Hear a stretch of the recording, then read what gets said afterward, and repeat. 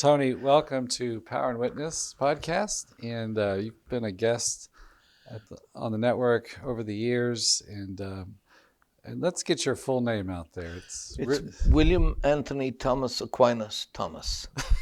Just to confuse things a little bit more. Yeah. And you have a doctorate in sacred theology. Yes. And you're an author. And how many books have you written? 45 published books to date. Mm-hmm. And another 10 in the pipeline. Okay. Yeah. And you are Irish, grew up in Ireland. And I wanted to talk to you a little bit about, you're a Mariologist, but first I want to talk to you about Ireland and tell us something about the Irish culture and something of your history growing up. I grew up in the late 50s, early 60s. Mm-hmm. I didn't understand very much because I grew up in an orphanage. So I'm probably the wrong guy to answer that question initially. But as I grew up, I found that people were somewhat afraid of me because I had red copper color hair, and the Irish people thought that Judas Iscariot had red hair wherever they got that, and therefore I was bad luck, and so they wouldn't let you into the house. They often used to say if you were going to the market on a Saturday with your vegetables and a lady with red hair across the road, it was better for you to turn around and go home than go through that. So this is a kind of a lot of nonsense due to superstition, to stupidity, through old folklore. So Ireland was a country that was full of folklore, and people didn't travel very far. They had donkeys, a lot of people had horses. It was only in the mid to late 60s that cars became a popular item. It was only in the latter part of the 60s that Ireland got television. And then it was restricted from 6 o'clock to 11 o'clock. And at 11 o'clock, the last program, first of all, the television started at 6 with the Angelus. So we had the ringing of the bell of the Angelus in good Catholic Ireland. And then the last thing at night was a priest who came on, and the program was called Outlook. But everybody called it Lookout, that here we go again, you see, and so they would switch it off. But the television was designed to be a good medium for educational purposes and for relaxation. Television today has become something other. It's become offensive, intrusive, anti-cultural, atheistic, and it very overly commercialized. So television really needs to go out the window in the modern world. If you want to remain normal and sane, you don't need to watch television. I don't own a television. So, and I'm quite happy that I'm not wasting my time. So in 6 years, I can write 45 books because I'm not glued to a screen.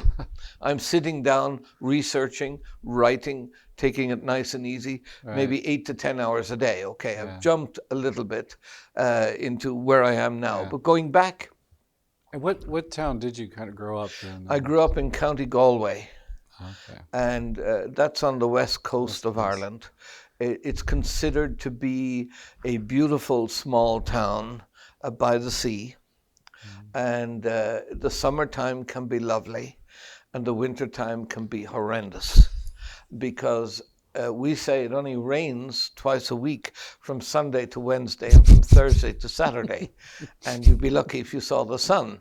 In fact, the loudspeakers say the sun is out, and everybody comes out for 5 minutes of a few rays here and there, and then they run back in. Is that the summer? That's the summer, yeah. So when you go out in the mornings, it's very hard to know what to take with you. So you take your overcoat, your umbrella, your scarf, and your snow boots. So you get 4 seasons in the one day, you know. But realistically, Ireland has progressed into the 70s. Now, I wasn't there for many, many years. I went to school in Switzerland. I went to school here in Kentucky. In the United States, where I studied philosophy, I studied metaphysics.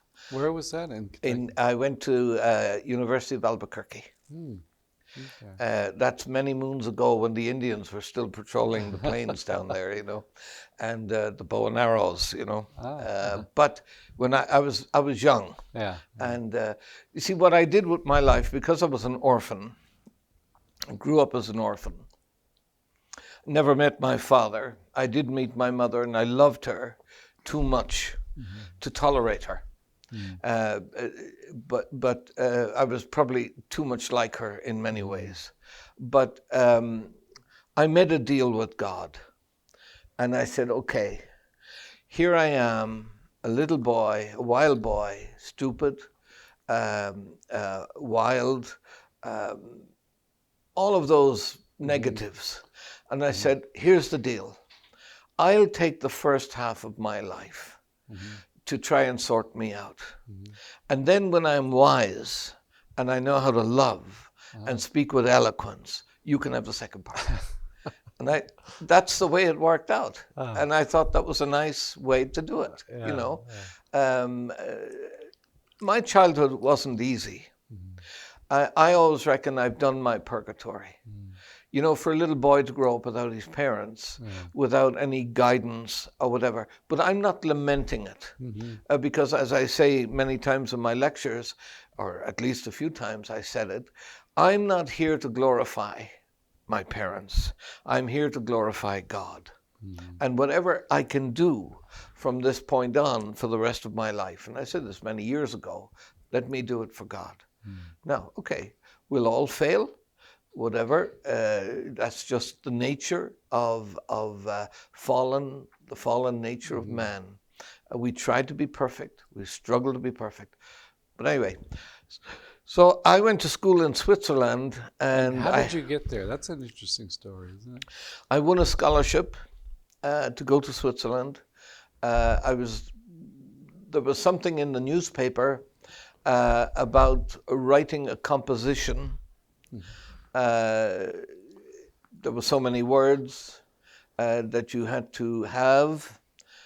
You had to submit it by a certain time. It had to be typed.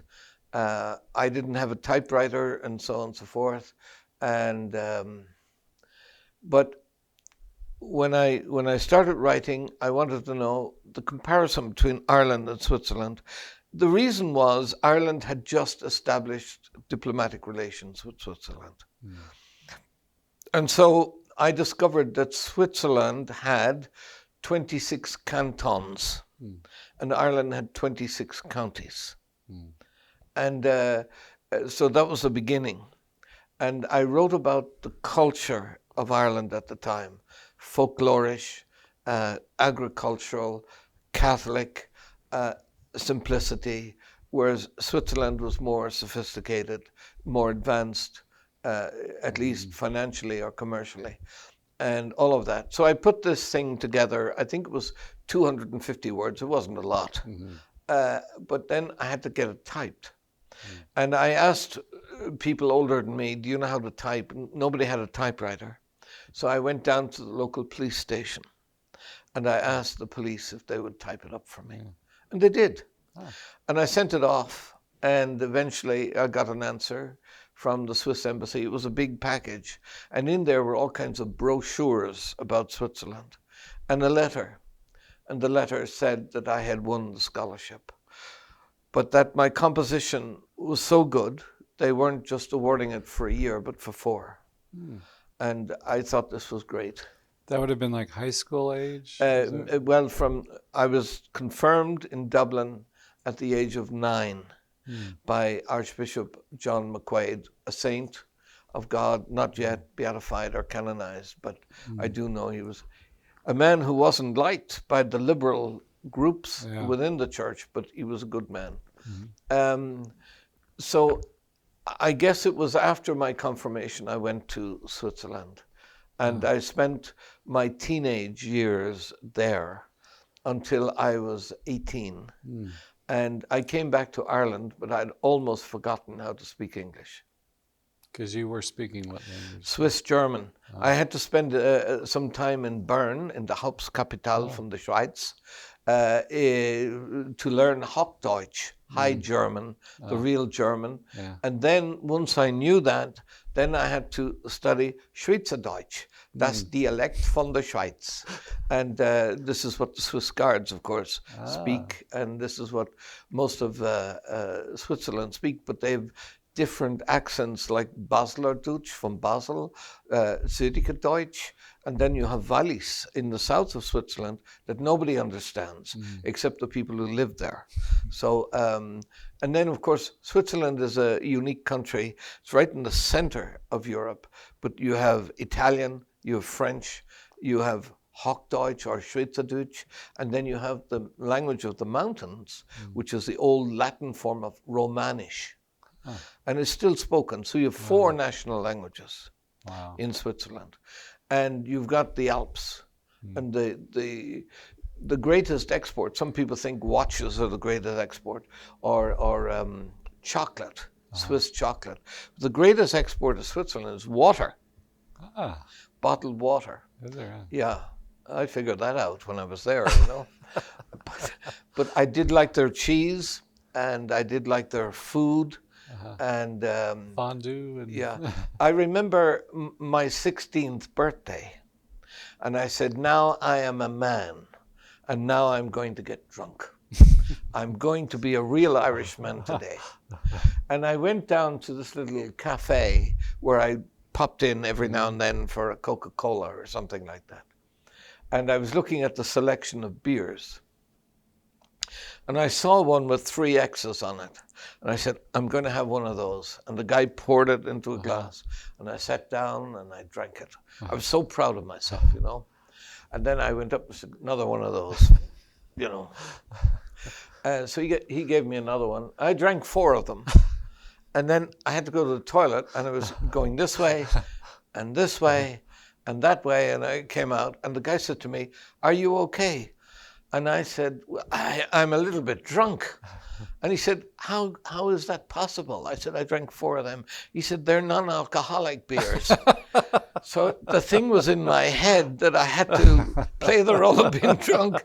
But I was so embarrassed, I couldn't wait to get out of there, you know. Yeah. And I probably didn't drink till later on when I studied in Rome. And we had wine at lunch and dinner.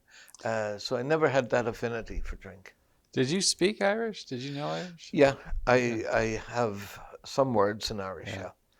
And who was considered like the greatest Irish author, novelist?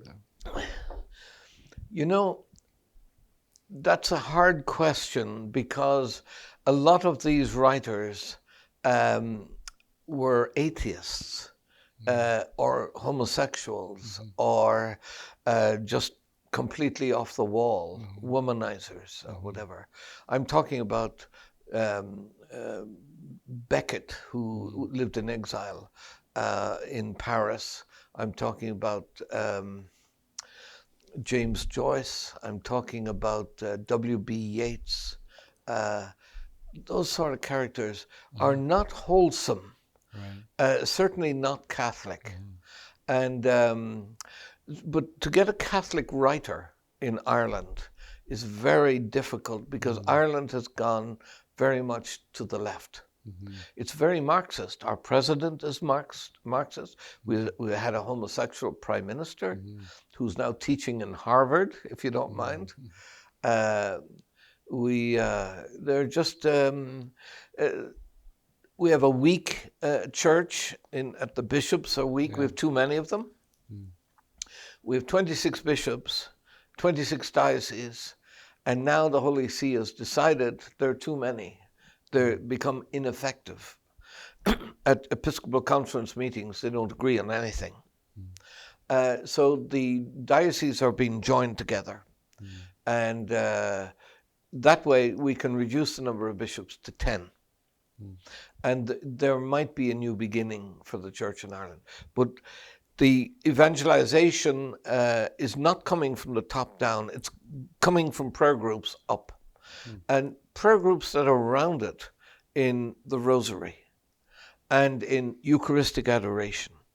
Now, many of the parishes, they don't want to have Eucharistic, but the people want it. And the people are prepared to go all night in Eucharistic adoration to pray for Ireland. Right.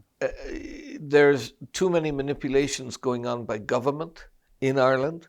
Abortion, where they put it to the people, the thin edge of the wedge, so to speak, that you can have an abortion if the woman is suicidal, if she's out of her mind, and so on and so forth. And they created a kind of argumentum ad misericordiam, an appeal to people's mercy, that to save her life is to kill her baby, which is a nonsense, of course, because now it's a free-for-all. Now they're having 20,000 abortions a year in a hospital called St. Vincent's Hospital. They have an abortion mill, and it's a slaughterhouse. And the other thing about abortions in Ireland is the taxpayer is paying for them. And so you do have, hypothetically, people from England coming for abortions in Ireland, people from America coming for abortions in Ireland. And now, during the so-called COVID lockdown, the government of the day, the only thing they were debating was euthanasia. So the culture of death has really taken a big bite out of Ireland. It has become a overly commercialized society of greed, a society where there's almost no subsidiarity to help the poor. And that's the establishment of the church was always there for the poor, for those in need, for those who hunger for a spirituality. And that's why there are no vocations. Monasteries are closing, convents are closing. Now they have this family of parishes with 5 or 6 priests. You don't know who the priest is that's going to come out on the altar. You don't know their names or where they've come from. And in other parishes, there's no mass at all. So contemporary Ireland for a Catholic would not be the ideal place to live. And I talk about the south of Ireland. If you want to talk about Northern Ireland, it's a different ballgame. The Northern Irish Catholics are stronger Catholics, more devoted Catholics, because they identify with their Catholicity. And their Catholicity has been persecuted for many, many years. And therefore, mass attendance, even on a daily basis, is very high. And why? Because usually it seems that oftentimes, like with wealth, comes, it could be a temptation not to practice the faith, and you have independence. You don't need to depend on God and stuff. But with Ireland being so poor for so long, into the 60s, right? Not everybody having cars. Correct. Even, you would think it would be a launching pad for a very devout country. Yes, but the failure was, and it goes back to the nuncio at the time, Alibrandi, Archbishop Alibrandi. Normally the tenure for a nuncio is 5 years, and after 5 years they change him. But Alibrandi, because he was the first private secretary to Pope Paul VI, decided he was going to stay in Ireland. He loved the Irish people. He felt he had a mission there, so he stayed for 26 years. And at the time when he came in, we had very strong bishops like John Charles McQuaid of Dublin. We had Jeremiah Newman in Limerick. We had Bishop Lucy in Cork, Bishop Dominic Conway in Elphin Diocese, etc. And these were strong men. They were leaders, natural leaders who inspired vocations. Their prayers were heard in heaven. But Alibrandi decided we needed nice men to be bishops. Nice men. So his appointment then were all these nice fellows, but they had no leadership skills. They subjugated the episcopal see to themselves, what they liked or whatever. I often say to bishops, when you meet a man who has a vocation, it shouldn't be down to whether you like him or not. If he has a vocation, like Blessed Herman the cripple, he came in as a hunchback. Are you going to say it's not appropriate? God gave him a vocation. He became a monk. He wrote the Salve Regina. He wrote all kinds of beautiful hymns, the Alma Mater, Redemptoris Mater. He wrote them. And he was an accomplished organist. And he had a huge devotion to Mary. And that's why he's blessed Herman the Cripple. The bishops who rejected him, they're not blessed. So what are some signs of hope today then? As these prayer groups you mentioned, the adoration, the rosary, and the young people, or is there some movements there? Well, I gave a conference, I think it was last year or the year before, to young people in Dublin, organized by the Legion of Mary. And some of the bishops were there, and some of the religious communities were there. And I asked two questions. I said, I want absolute honest answers here now to begin with. How many of you here would like to go to heaven? So they all put their hands up. And I said, well, I'm completely edified here. I was just blown away. You all want to go to heaven. How wonderful is this? Now, how many of you would like to go to heaven today? Nobody put their hands up. And I said, this is the state of affairs that we have. Now, having said that, there are missionary groups in Ireland. We have the Legion of Mary. CFRs. And they send people off on various missions, and they're successful. And lay people, I came across a family, several couples, who had been to Zambia, who gave 2 years of their life to missions. In Canada, we used to have a thing called the Frontier Apostolate. And that was a 2-year commitment. If you were a doctor, dentist, bus driver, baker, brewer, ideally, so you could have a few beers, you went out to Prince George Diocese for 2 years. Now, many of them got married and stayed there. And but the idea is that the Irish, deep down inside them, still have that missionary spirit, which hasn't been captured in the modern world. Because they are educated now into thinking, we got to make money, we got to make a lot of money, we got to get married, even though the marriage may not be good. They're into prenuptials. Any prenuptial marriage is invalid because of the nature of marriage, as Pope St. John Paul quite well describes in Love and Responsibility. One love, not two. It's not sufficient to say the man loves the woman loves it. There's two loves. No, the love in a marriage is born in the psyche of the human person, and it's one love. It's one love that is a unilateral love, and they become one. And that love is the bond of God. And that marriage should never fail. Whereas if you have two loves, it's not a valid marriage.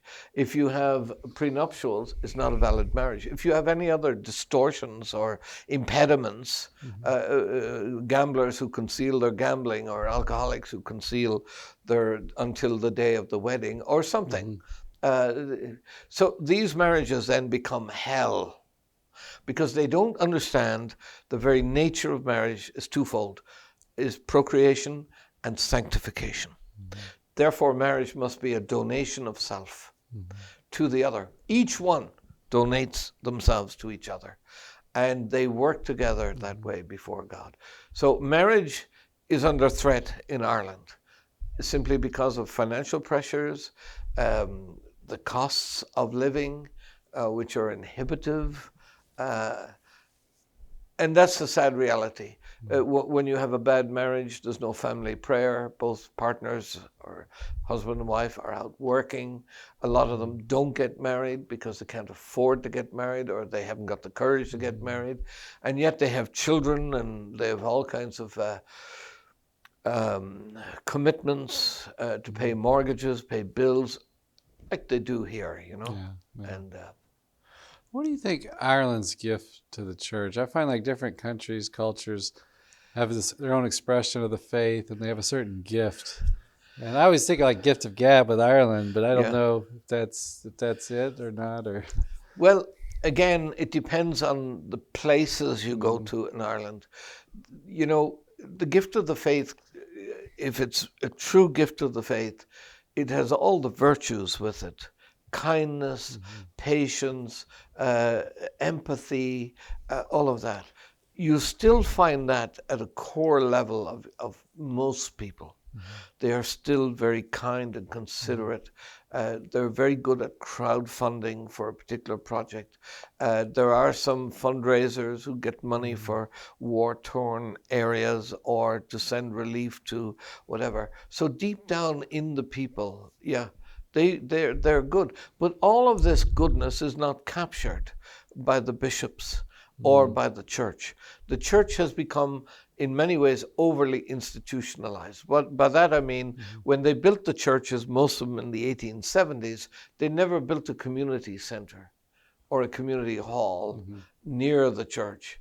And therefore, people go to Mass and they don't know. I went to Mass for 20 years in the same church, and I could see the same people. I didn't know who they were from Adam. And they were gone out the door before the priest was gone off the altar. Saying, who are these people? You know. I think too, like the persecutions in Ireland, you all suffered so much from England and things that there's a toughness, right? To me, it seems that you're characteristic of Irish people. Do you find that true, or? Well, I think those who want to defend the faith will defend it. And people do pray. I mean, the daily Mass attendance is very good, and the Sunday Mass attendance is even better. But unfortunately, they have succumbed in many ways to, like the United States, the errors of Russia. Sunday has become an Iron Man day. I wrote a book on confession. I think it was in that book on confession that I mentioned something to the obligations and the duties. And sometimes I say to people, do you have an obligation to go to Mass on Sunday? They say, oh yes. I said, no, you don't. Now that may sound heretical, but I say you're duty bound by the commandments. The third commandment, to go to Mass on Sunday. Your obligation is to rest. There's a difference. So you're duty bound, but you're obliged to rest. Sunday is not an Iron Man day. It's a day of rest. There's a new phenomena in the world today. It's called sudden death syndrome, where people are just dropping dead because they're working 7 days a week. And there's no rest. The body needs the rest. Like it needs sleep, it needs to rest. And that Sunday is a gift from God to allow us to do that. Therefore, the obligation is to rest. You're duty bound, which is higher, to go to Mass. Now, the other thing about that, Pope St. John Paul, in his writings, Dies Domine, he says specifically on this point that even if you take advantage of the Saturday Vigil Mass, you're still obliged to go on Sunday if you're available. In other words, because the Dies Domine, the day of the church, the day of man, the day of the family, you know, that you shouldn't ignore the fact that we gather together. The idea of the Saturday Vigil Mass was really a Vigil Mass in anticipation of Sunday for those who couldn't normally go on Sunday because they were frontline workers in hospitals, in this, that, and the other. But now the ordinary person is going to the Vigil Mass and not going to Mass on Sunday because they're going Ironman jumping or climbing mountains or parachuting out of the sky or whatever it is they do, which is not really what Sunday is about, or big sports. This is part of the Bolshevik movement to destroy Sunday with sports and carnivals. And the other side effect of the Saturday Vigil Mass is that there's no Saturday morning Mass in honor of Our Lady. And therefore, the Saturday devotions to Her Immaculate Heart are not carried out, especially the 5 first Saturdays. Most parishes, they won't say the Mass in the morning because if they do say Mass on a Saturday morning, they become exhausted and they can't say the Vigil Mass in the evening. You see? And that's kind of an oxymoron that we're trying to face. And sometimes I've had to drive 30 to 50 miles to get a Saturday morning Mass. I remember in that document, Dies Domine, that he talks too about the day of rest. We're told God creates the 6 days of rest. And man's called to that same rest, and he's called to have this contemplation of God, like the fullness of resting in God, and that God pauses, like to have this relationship with man. And and I don't know if it was in the document, but I remember read somewhere too that, we can make work a god, an idol, and one that provides things. We can grow in wealth and prosperity and whatever else, but it's easy to, in America, you see that it's taken over our lives, and so that there's just a natural balance there, in the faith and practicing the faith. Tell us about knock. Now, it's a very interesting subject, and for many years, the Holy See, the Pontifical Academy, have asked me to organize a symposium at knock. And what you're going to hear now is unique in the world. They refused, both the Archbishop of Tuam and the various rectors of the Shrine of Knock always refused the request to have a symposium at knock. And I was frustrated because the Academy wanted to officially recognize knock. And I have included it in the book, but not in the way that they have judged it. So here's my findings as a Mariologist. And first, maybe describe what happened at the apparition. On the 21st of August in 1879, there was an apparition at the gable end of the Church of St. John the Baptist in the village of Knock. It was a small village. It had two small schools, one for boys and one for girls. The church itself had no car park. It was just surrounded by fields, and there were a few houses in the village. Up to 30 people witnessed this apparition. It was raining, initially light rain and then very heavy rain, and then the apparition continued for over 2 hours. And 6 months later, they had a commission of inquiry, as they call it. I would call it something else. But they had a commission of inquiry where they put all the people who saw the apparition into the one room. And not one of them spoke English. They all spoke Gaelic. And there was no real recording of the eyewitness testimonies. But it is alleged that one lady called Mary Byrne said, well, let's say of the 15 so-called statements that they have, people will say, Our Lady was there, St. Joseph was there was a man with a bishop's hat. They didn't dare say who it was, they didn't know. But he had the book of the Gospels in his hand, and he seemed to be preaching. Then there was an altar, which was very plain, and on the altar was a lamb, and behind the lamb was a very big cross, and then the cross was surmounted with angels. And so if you can imagine that as a vision, it's impressive. But one lady, it is said that that third person, the one with the bishop's hat, was St. John the Evangelist. And when asked why, she said that when she was a little girl, and that would be pre-apparition, let's see, around about the 1850s, she said she went to a village near Westport called Lacanby. And there was a Calvary there, and with the cross and Christ on the cross, Our Lady and St. John the Evangelist. And she said it looked like that statue. Now that statue, any statue of St. John the Evangelist, doesn't wear a mitre. In fact, bishops in the early church, until the 5th century, never wore mitres. But that has been inscribed in concrete in Knock, that it was John the Evangelist because of one statement. Now, when I decided to write about Knock, given that Pope St. John Paul was there, I asked for the archives.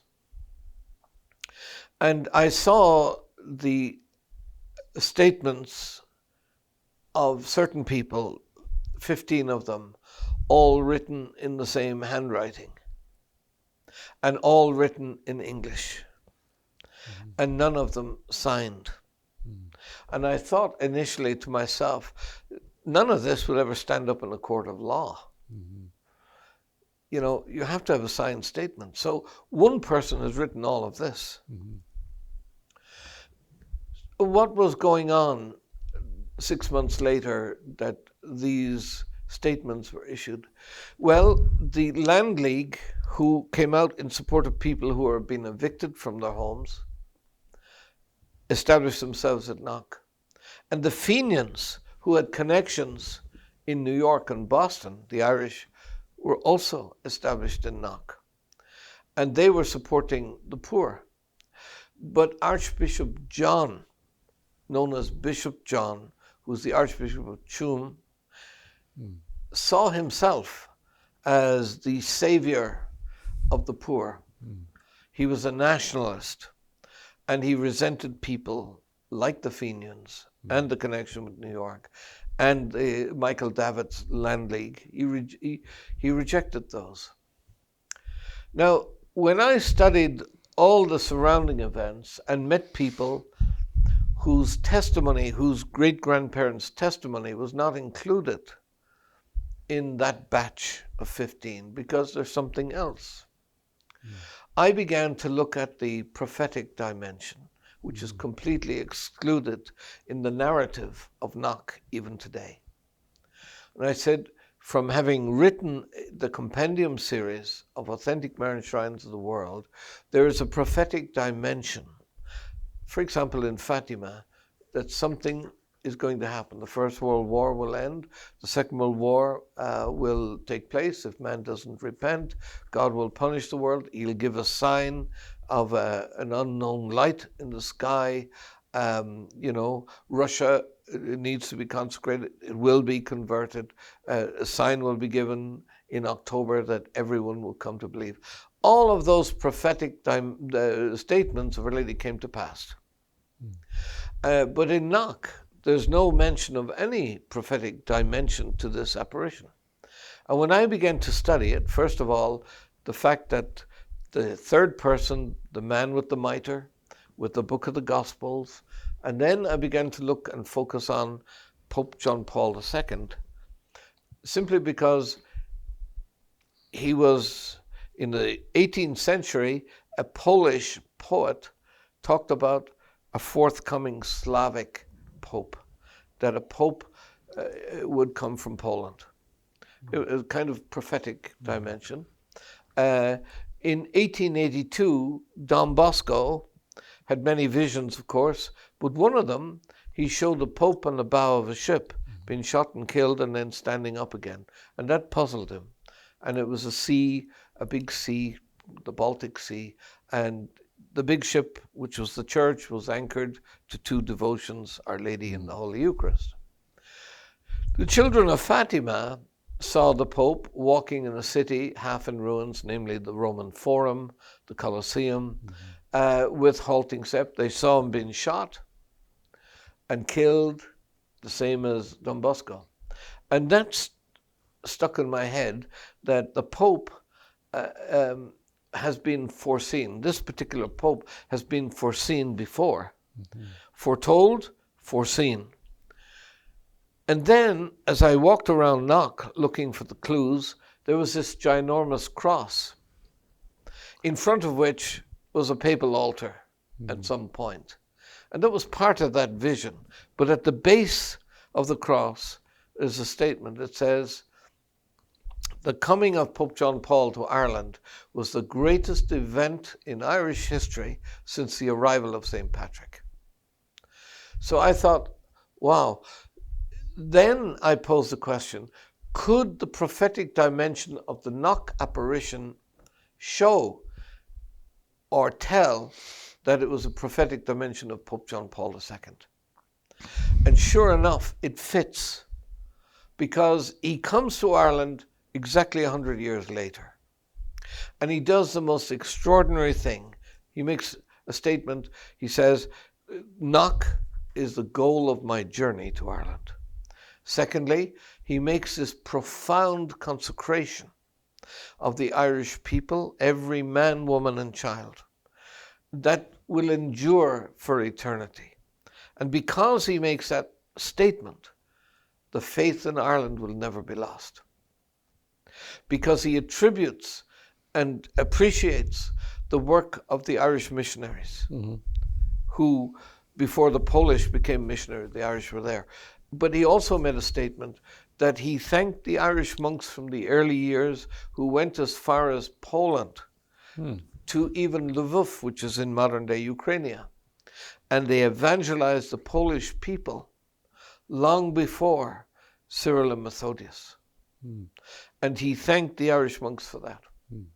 So in my study of Knock, I'm saying, and I stand by it, it was a prophetic vision of Pope John Paul, who came to Ireland in 1979, 100 years after the apparition, and consecrated Ireland to Our Lady. So then you think the figure is not St. John, but Pope John Paul. Pope John Paul. Yeah. Otherwise, you're looking at something that has historical significance. In other words, why would St. John appear there? And people say he's the guardian of Our Lady. She doesn't need a guardian. She's the Queen of the Apostles. She has St. Joseph to one side of her. She doesn't need St. John. That's looking back to the foot of the cross. Yeah. That's historical reality. It's not prophetic. Yeah. Do some think he's St. Patrick? Or? Well, at one point, I probably thought it might have been St. Patrick. Right. But in hindsight, I was wrong. When I started to investigate, I began to realize this is Pope John Paul. This actually makes sense.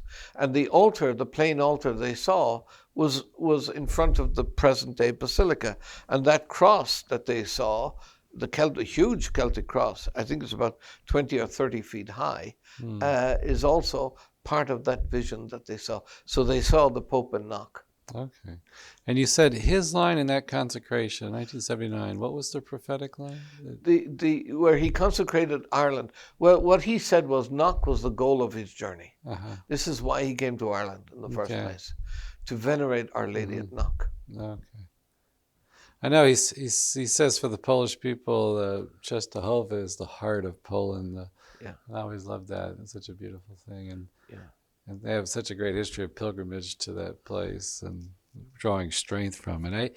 I noticed that too about going to like different shrines of Our Lady. Sometimes they have like just a different character. Like I went to Champion, Wisconsin, and there was such a beautiful sweetness and a gentleness to me when I was there. I went to Częstochowa and I just felt like this strength. Yeah. And there was like a lot of people praying there, and I thought, man, Poland is partitioned, I think, 3 times, and they, then they had the Soviets and the Nazis, the Soviets, and they had to be strong, because they lost their country, they lost their borders, they're holding on to their faith, and in Guadalupe, I thought it was, again, it was like a tender presence, and just her welcoming us to be there and stuff. And because a great part of I like about that message is that, she asked for a church to be built, and she says something like, I will hear the petitions or the prayers of the people here, and that's, I love that about shrines. I always think about that these are like anointed places for grace. These are special avenues of grace for us. There is a new science called hagiotherapy, discovered by the Dean of Theology at the University of Zagreb. And his name was Monsignor Tomislav Ivanic. And upon reading Salvifici Dolores on Human Suffering of Pope St. John Paul II, where the Pope delves deeply into human suffering on a spiritual, emotional, mental, physical level, Monsignor Tomislav discovered in this document alone there's a new science. And there's a healing in this new science. And hence he called it hagio, from the Greek word hagios, holy, a holy therapy, to heal people. And there are several dimensions to this. The blessing of relics would be one.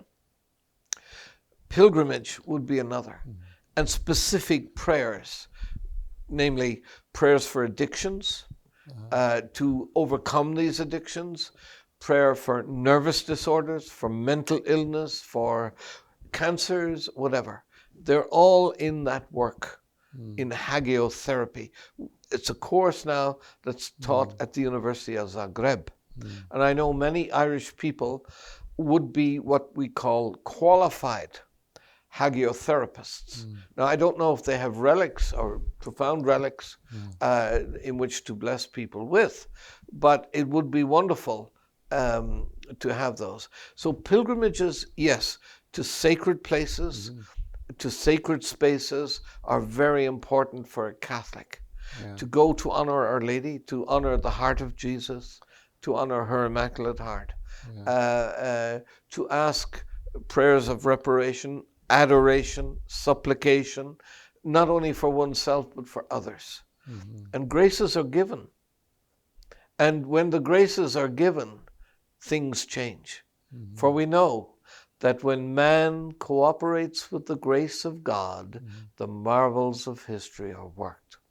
And the marvels of history are worked in the lives of the saints. We're all called to be saints in this life. We're only proclaimed saints after we die. But if you really want to be a saint, you're going to have to leave some writings, some spiritual writings, a spiritual diary to show what you went through to get to this point in your life where you embrace God and God embraces you. That cor ad cor loquitur, that heart to heart with Jesus.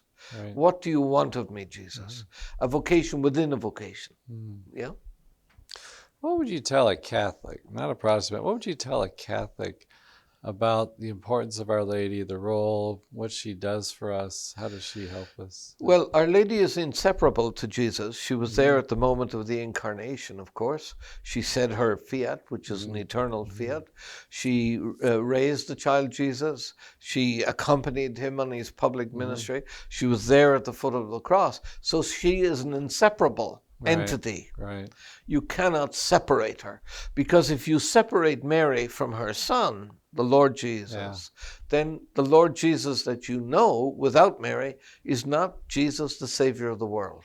He may be Jesus of your bank account or Jesus of some other dimension, but not Jesus, Son of Mary. So she is inseparable. She is the mediatrix of grace. She is the advocate.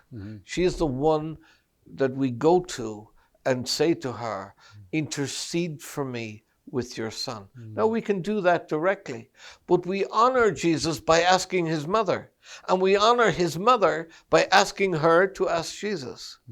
For example, St. Louis de Montfort, when he's describing the human soul, he describes how God has, you often hear the expression, God is near. Indeed he is. God is near. He's omnipresent. He knows every word to which we'll be held accountable. But at the end of it all, Louis de Montfort describes that when we pray, our prayer, even if it's distracted, even if it's insufficient, if it's somehow not correct, you know, we stumble through it, or even whatever.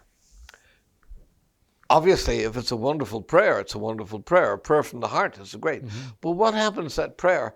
It ascends, because it's Christocentric, to the heart of Jesus. And it enters that profound love of the person of Jesus. It goes into his heart. And there it's perfected through his love. And from his heart, like a golden stream, goes to the heart of Mary, her Immaculate Heart. And through her, we receive the grace, because she is the plenitude of grace. Hail, full of grace. And, you know, in the apparitions of Our Lady of Rue du Bac, St. Catherine Labore asks Our Lady, what are these streams of light that emanate from your hands? And she said, these are the graces that nobody asks for. And because she has There's an infinite source of grace from the passion and death of Christ. Right. You know, God sends his Son into the world to become the sacrifice by which his divine justice is appeased. And from that divine justice, that mercy is extracted. Yeah. Humanity on its own could never have appeased the justice of God for the sin of Adam. Even if we were born into a penitential life and we lived all our life in penance. God is a God of love. So God appeased himself through the Son. You know, something I heard recently emphasized too about de Montfort's Mariology is that, you know, because Jesus gave himself to Mary, that's the reasoning, the logic behind the consecration, that we're to give ourselves to her as well. Exactly. Yeah. So we can actually consecrate ourselves to the heart of Mary and to the heart of Jesus. Yeah. It's you know, you won't get migraine if you do this. You're not going to have a hangover. But it's to entrust yourself to Jesus and Mary and to Joseph, the Holy Family, and to be part of that Holy Family. Right. You know? And St. John Paul II, you know, took that motto of de Montfort right for his own, totus tuus. He did. And you worked some with John Paul II. Do you have any stories about him? Lots of stories. Wonderful stories. When I was in Lublin, University of Lublin, the Pope St. John Paul II University, I know you've been to Napokalanov, by the way. The Father Gregory Bartosak told me that you were there. And he also told me he gave you a relic of Maximilian Kolbe. Yeah, on the set. Yeah, that's right. So my little spies around there know what's going on. But I was asked to write an academic paper, on the development of the Mariological thought of Pope John Paul II, how he developed his Mariology. Now, certainly the Fathers of the Church play a big role in his life, and he knows the Fathers very well. But he also knows Federico Suarez and the systematic approach to Mariology. But it's very high academic stuff. Suarez was from Salamanca, the school of Salamanca, and he was Jesuit. And of course, great mind, don't get me wrong. But it was to Louis de Montfort that the Pope went. He wanted more of a devotional approach to Mary rather than an academic one. He was well able to be an academic. But in that devotion to Mary, he discovered, through the help of Cardinal Šefic, who was a German cardinal, the power of consecration. And so, studying what it means, in the Italian, maybe it's not the right word. The Italians would say we're only consecrated in our baptism, where we receive the chrism oil and so on and so forth. But so they call this, what we call consecration, affidamento. Affidamento means an entrustment to. But I like to think it's consecratio, to consecrate, to make that prayer from the heart to the Immaculate Heart of Mary, entrusting, yes, ourselves to her protection, to her maternal care, for the graces necessary. Pope John Paul always felt that he was the recipient of great graces. And he also understood the power of prayer. He also understood the passion of Christ on a very deep level. And the necessity for silence and for Eucharistic adoration. So on his spiritual life, if you want, he was both Carmelite, diocesan, professor, phenomenologist, theologian, mystic. You could put them all together, and that's how he lived his life. He lived his life in a very holy fashion. In his presence, you could see that holiness emanate from him. Certainly, it was a gift of Our Lady to the Church in the modern world. And his writings, if you look at the Apostolic Constitutions he wrote, most people don't realize, he wrote 600 of them in Latin. He wrote 14 major encyclical letters. He wrote apostolic constitutions. He wrote apostolic letters, motu proprios, whatever, more than all the previous popes put together. He canonized and beatified more than the previous popes put together. He traveled to more countries in the world, 179 countries, more than all the popes put together before. So he really was somebody who had a superhuman strength, who had supernatural grace flowing through him to the point where he didn't even need to sleep. And I know this at first hand, having worked with him and through the testimony of other people in the apostolic family, that he would rest at night from about 2 to 5. His body would rest, but he continued to pray. And at night time, he often, if not every night, imparted the Urbi et Orbi blessing to the city and the world from his bedroom window. He fasted. He lived in poverty. People think because it's an apostolic palace, it's lush with gold ornaments and all of that. No, I can tell you that the furniture that was put in 1981 was the same furniture that was there in 2005. And it was actually falling apart. There were springs coming out of the chairs, so don't sit there, or, you know. I heard he had a real old television set. Yeah. I don't know if it was Polish or not. Yeah. And there were no computers. Yeah. You know, it wasn't high tech. It was really utter simplicity. Yeah. You know, in the chapel, he had the Blessed Sacrament. He had, Our Lady of Czestochowa. He had all the devotions. He always was in the chapel at 5 o'clock in the morning. Yeah. Now, Mass was said at 6. Right. But he was there for his holy hour, his divine office, his meditation, etc. Right. I had no doubt, looking at him, he was a saint of God. Yeah. Yeah. He's such a witness to hope, as Weigel Yeah. says, and Yeah. just such a comforting presence. And the World Youth Day and everything, he just Yeah. had such a solid spiritual presence. But thank you so much, Tony, for talking with us. This is You're fun. welcome. And, Anytime. I'll be back next year with more stories, so stay tuned. Thank you.